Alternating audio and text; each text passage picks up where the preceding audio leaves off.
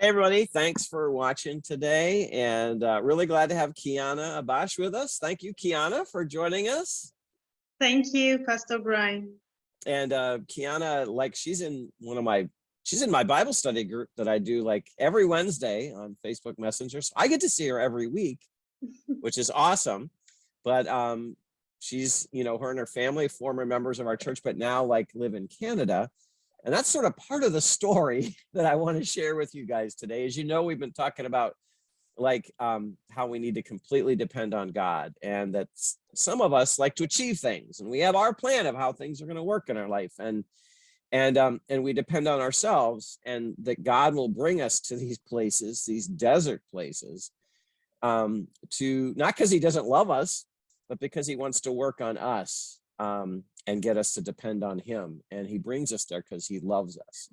So I was talking to Keeyana, like I said, she's in my Bible study, and the story of what's been happening in her life, her family's life, was just it fits so much what we're talking about. So that's why I wanted to talk with her today and let her talk with you guys. So for Keeyana, first off, like, how was God's plan perhaps different than your plan over the last couple years?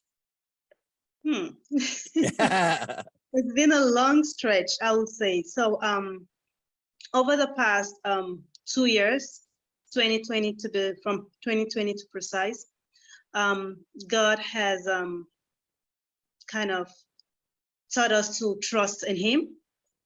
And we had everything in our mind, right? In our human thinking. You knew how things were supposed to go, right? Yeah, we had things the way things were supposed to go. So the plan was finish my doctoral program, and then I already had a company, an agency that were willing to sponsor me, and then get my green card. We had everything planned, right? And for some reason, we because of a lot of pressure and stuff, we just decided that we needed to renew our visa, right? And I was 8 months pregnant. And this is something that I would have never thought of. People who know me know it's not in my nature to do, right?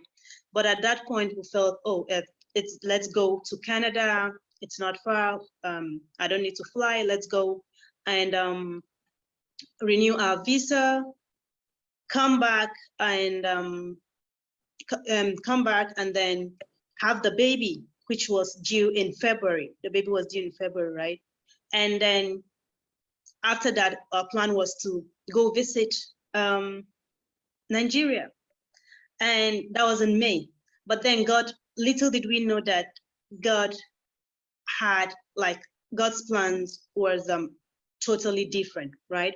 So coming here, there was no reason whatsoever, but for some reason, it's either because I was pregnant or for different reasons or some odd reasons, the visa application was denied. And thanks to the support of many amazing people, even in the church and the pastorate, we did apply again. And it was basically, it was denied again. They were asked that, we're asked to go to Nigeria and apply from Nigeria, and then unbelievable. But that wasn't even an option at that point. Like I said, at this time, so basically after our first interview, it took about a month to get the second interview, which meant that I was 9 months pregnant at that point. So, but then it was denied. So basically the visa was denied today, and then on the 3rd, and then the next day I had the baby, right? So there was no way for me. And then the COVID, actually, that was when the lockdown and everything, that was in March. And COVID, of course, changed everything. So at that point, we had to learn to trust God. There was nothing. We're in a strange land, no friends, no family. We didn't know anyone, because when we came, we were even lodging in a hotel, right? We didn't know anyone. But at that point, we're just stranded. We didn't know where to go about. Little did we know that God, that was God's plans for us, right?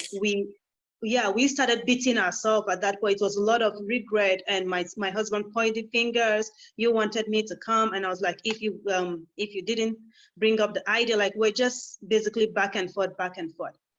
But later on, as time progressed, like over the 2 years, so God began unfolding like an onions, right? You have to keep like peeling the back. So it was like layer upon layer. God was kept revealing himself to us.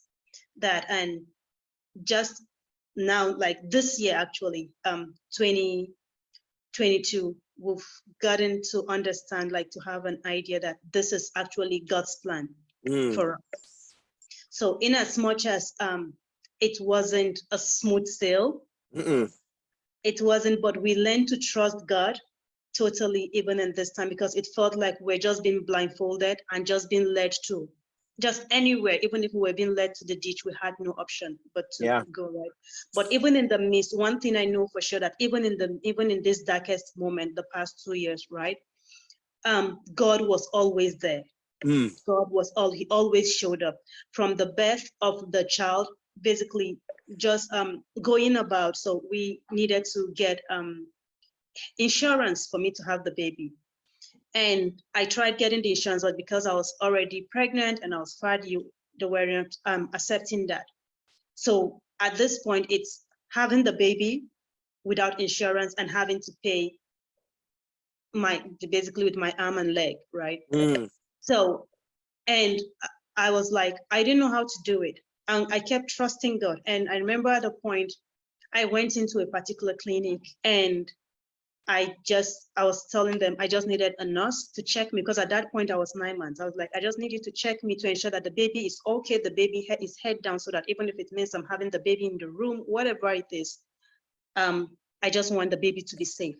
Because you had some issues in the past as a family with this. Exactly. Yes, I've had issues in the past. So like 4 years into our marriage, like we're trusting God for children, but it was one loss after the other, right? It was stillbirth, it was then miscarriages and stuff. So even at such moment, like I had a lot of fear. I was like, what happens if this baby doesn't survive, right? And then with a lot of regret, I brought the baby into this situation. Everything was set in the US. Why did I have to come? But then little did we know that God's plans for us were much bigger than we actually had planned for ourselves. God, so I went in there, and for some reason, after doing back and forth, like the lady was like, no, we can't help you. This is the policy. They decided to call the supervisor. And after speaking with the supervisor, she decided, oh, okay, I'm going to contact someone and they will give you a call. And then I just left there in faith, like I had no confidence at all that they were going to call back. Later that day, and now before that day, right, a day before, I was driving down, and right in front of me, when I was trusting God, I was just thinking, God, how is this going to be? Now, right in front of me, while we stopped in traffic, was a car. The plate number had midwife right in front of it, right? And at that point, I didn't realize that it was a message. I didn't realize that basically God was just saying, calm down, I got you. But and then I left, and I got a call from this one amazing midwife who was willing. She was like, I heard about everything. Can you come in? And I went into the practice, and they were amazing. Everyone was so welcoming. And they're like, don't worry, we're going to go through this with you. We understand your situation. And she was like, I've been there, and you're not going to pay a dime. So that was how God, instead of paying about, I think, $15,000, I ended up paying not even a dollar, right? So God had everything prepared. And then after that, when we're a lot of challenge, of course, because basically we didn't have the work permit and stuff. So we with the cash, were kind of short of cash at that particular time. We had used almost everything we had, and also the support that was coming in. So again, God did it. People we didn't know, like we just basically went to church to worship, and for some reason I broke down, right? And I got into a conversation and with the pastor's wife, and the church member just decided to come, and people we didn't know just came in. Wow. And Wow. now it's strange because you don't know, like, I've never met you, you don't know anything about me, but then they took in strangers, right? Wow. 4 people, a family of 4, taking us in. And even when we offered, okay, we're going to be contributing, maybe paying rent and this, they kind of declined everything. So that was actually God working. God had already even prepared everything. He had already made the lines to fall in pleasant places, but because our mind was being clouded, right, with our own arrangement, with our own plans, we didn't get to see or understand what God's plans for us were. Yeah. But then, so it's actually been a journey, and thankfully when God, so even before now, right, before we came, there's been signs that God kind of wanted us to be in Canada, but for fear of, we've already established connections in US, for a fear of starting all over again, we kind of kept pushing it back. But I guess it got to a point where God said, listen, if you don't go the easy way, you have to go the hard way. And then he basically pulled us out that way, right? So it's either way, God's will always prevail, right? So it's either we choose to be obedient to him, yeah, and just trust him to lead us through, or basically just depend on our own ability and continue to be disappointed. wow. So I Yeah, see, for me, through everything, I've grown to see that in the waiting periods, that's the period when we're trusting God for something. We can either choose to see it as a training period where we trust God, see it as a period of training, God training us to strengthen our faith, or we can see it as a period of despair. So it depends on which way we decide to go. Wow. Great words. Yeah. And you're right. We have 2 choices. Like, are we going to trust in ourselves or trust in God? Exactly. And it's hard. I'm not saying it's not hard. You guys, it was difficult these last couple of years, but like now you have everything in place. You're able to work now. You're open up, even a private practice you're starting to work on, and which is awesome. And God has made a way. And I think, even like you've said, you've really grown through this experience, even though it was a desert experience. Like, he's done something really valuable in you through this time. Yes. Which is awesome. I would say the last 2 years, right, as a result of this training that God has put us through, I've gotten to grow, both I would say spiritually, mentally, and even as a wife. And also as a mother, I've grown to be like a better, because I've gotten to a point where I see things like from a different perspective, right?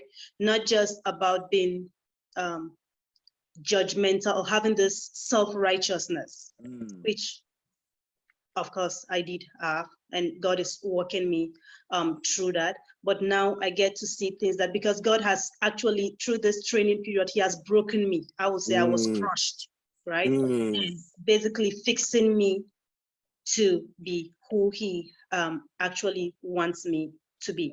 Wow. Yeah. That's amazing. That's amazing. Yeah.